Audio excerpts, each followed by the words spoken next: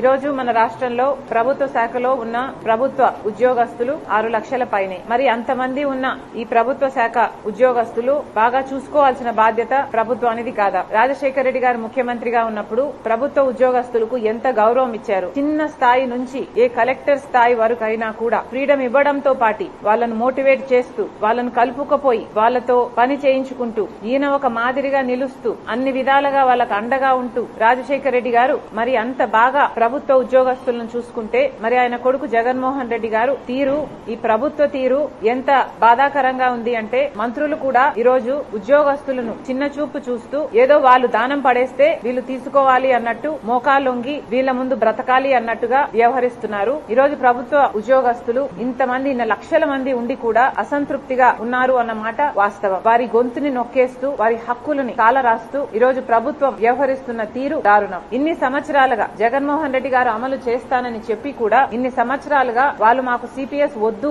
మాకు ఓపీఎస్ఏ కావాలి అని వాళ్ళు ఇంతగా అడుగుతున్నా, వాస్తవానికి కొట్లాడుతున్నా, పదే పదే ఈ అంశాన్ని లేవనెత్తుతున్నా ప్రభుత్వం మొండి వైఖరి వల్ల ఈ రోజు వరకు వాళ్ళను తిప్పించుకుంటున్నారు తప్పితే వాళ్ళ మొర వినింది లేదు, ఆలకించింది లేదు. మరి 5 సంవత్సరాలు ప్రభుత్వంలో ఉన్నారు. మరి 5 సంవత్సరాలుగా వాళ్ళ డిమాండ్స్ లో ఏ ఒక్కటైనా మీరు నెరవేర్చారో లేదో ప్రభుత్వం సమాధానం చెప్పాలి. పోనీ ఒక్క విషయంలోనైనా మీరు వాళ్ళ తరపున నిలబడ్డారా? వాళ్లకు మేలు చేశారా? ఏ విషయం తీసుకున్నా కనీసం వాళ్ళ టీఏ-డిఏలు కూడా మీరు ఇవ్వటం లేదు. ఎన్ని విషయాలలో ఈ ఉద్యోగస్తులకి మీరు బకాయిలు ఉన్నారో ఒకసారి వెనక్కి వెళ్లి రికార్డ్స్ చూడండి. కనీసం మెడికల్ బిల్స్ కూడా దాదాపు 150 కోట్ల రూపాయలు వాళ్ళ మెడికల్ బిల్స్ కూడా మీరు బకాయిలుగా పెట్టారు. లీవ్ కు సంబంధించి 2000కు పైగా ఎంప్లాయీస్ కు చెల్లించాల్సిన అవసరం ఉన్నా ఇంతవరకు చెల్లించడం లేదు. ఇలా దాదాపు 22,000 కోట్ల రూపాయలు ఉద్యోగస్తులకి ప్రభుత్వం బాకీ ఉంది. మరి వీటి గురించి ఎందుకు ప్రభుత్వం స్పందించడం లేదు? వాళ్లకు సంబంధించి హెచ్ఆర్ఏ అయితే వాళ్ళ కనీస హక్కు, కానీ దాంట్లో కూడా కోత విధించింది ప్రభుత్వం. రాజశేఖర రెడ్డి గారు నాకు తెలిసి 22% ఫిట్మెంట్ ఇచ్చినట్టున్నారు. మరి అలాంటప్పుడు ఈ ప్రభుత్వము కనీసం దగ్గరగా కూడా రావడానికి ప్రయత్నించడం లేదు. 11వ పిఆర్సీ ప్రకారము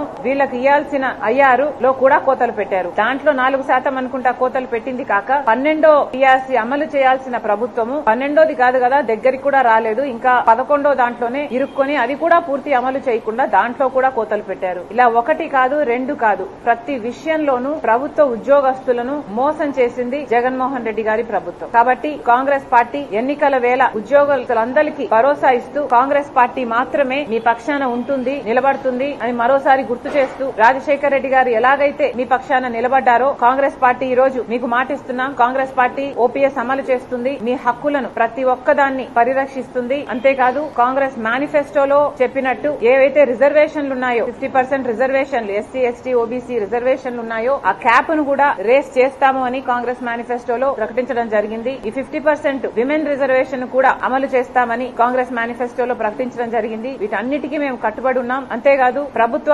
ఉద్యోగాలు కూడా దేశం మొత్తం 30 లక్షల ఉద్యోగాలు ఇంకా ఖాళీగా ఉన్నాయి, అవి భర్తీ చేస్తామని కాంగ్రెస్ మేనిఫెస్టోలో ప్రకటించడం జరిగింది. రాష్ట్రంలో ఉన్న 2 లక్షల పైన ఉద్యోగాలు కూడా భర్తీ చేస్తామని మరొకసారి గుర్తు చేస్తూ కాంగ్రెస్ పార్టీ మాత్రమే మిగతా అన్ని సెక్షన్స్ కి అండగా ఉండినట్టు ఉద్యోగస్తులు కూడా అండగా ఉండే ఏకైక పార్టీ కాంగ్రెస్ పార్టీ కనుక మరొకసారి ఎన్నికల వేళ కాంగ్రెస్ పార్టీని ఆదరించమని, ఆశీర్వదించమని కాంగ్రెస్ పార్టీ అధ్యక్షురాలుగా వైఎస్ షర్మిలారెడ్డి గారు మనస్ఫూర్తిగా ప్రార్థిస్తున్నారు.